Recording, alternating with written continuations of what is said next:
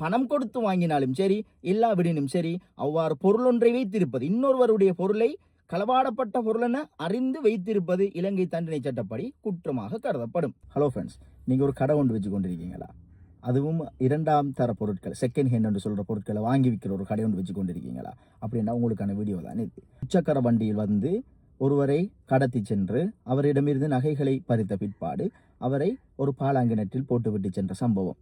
இந்த சம்பவத்துடன் பலர் கைது செய்யப்பட்டிருந்தனர். அதில் சில நகை கடைக்காரர்களும் கைது செய்யப்பட்டிருந்தனர். அவர்களுக்கான வீடியோ தான் இது.